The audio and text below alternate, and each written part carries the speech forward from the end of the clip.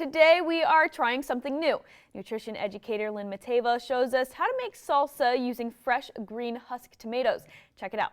So many of us have counters that kind of look like this right now, with little piles of things harvested from the garden. Maybe you got them from a coworker, maybe you got them from a neighbor. I know at my office we're all trading things. If you've got one kind of pepper and I might have some cucumbers, everybody's just sharing everything. Or maybe you've picked up a food bundle somewhere and you've gotten something that you're like, what is this?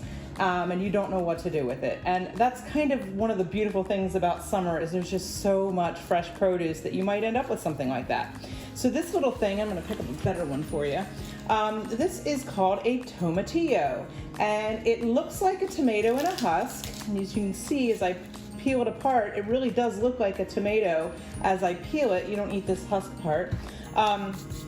And this is one of those things that might just show up in your garden, or it might show up, you would have known if you planted it, but it might show up in a food bundle that you've picked up from the farmer's market or perhaps from a food distribution center, and you might not know what to do with it. They are native to Central America and Mexico, and they're just a really great fruit. It's eaten as a vegetable, but fruit like cucumbers and peppers are, that can be made into a salsa. You can roast them or grill them. They're really good in like a white bean chicken chili kind of thing. Today we're gonna make a salsa verde with them. So, I actually have one salsa verde here already that I made that was kind of a cooked variety where I slightly blanched or put the tomatillos in boiling water for a minute and then I processed them in a food processor. But we're gonna make a more fresh one today because you can eat these raw.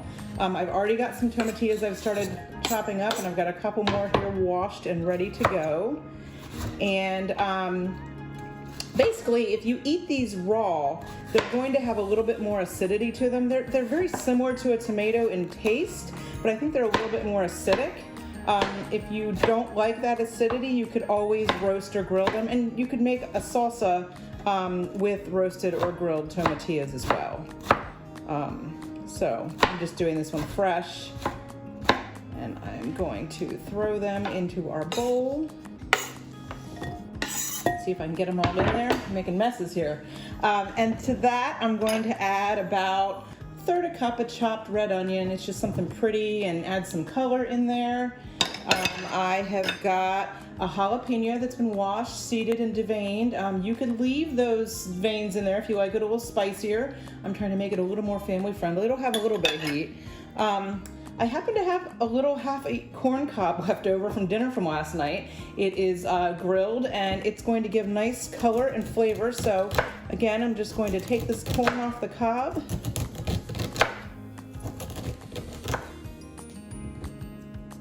And throw that in there. And a little bit of chopped cilantro. Cilantro is another great thing that is widely available year-round. You can usually get it in the grocery store year-round, but you can get it in the summertime. You can might even be growing it. Our butterflies love to eat it all around here, so if you had a plant like mine, it either got eaten by the butterflies or it went to seed. And the last thing I'm going to do is just squeeze a little bit of fresh lime juice in there.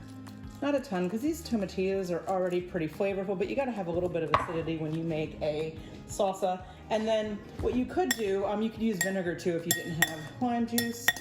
And then all I'm doing, I'll break up that corn a little more, but all I'm doing is tossing this around, get all those flavors mixed in and all the colors, and it's just so bright and pretty.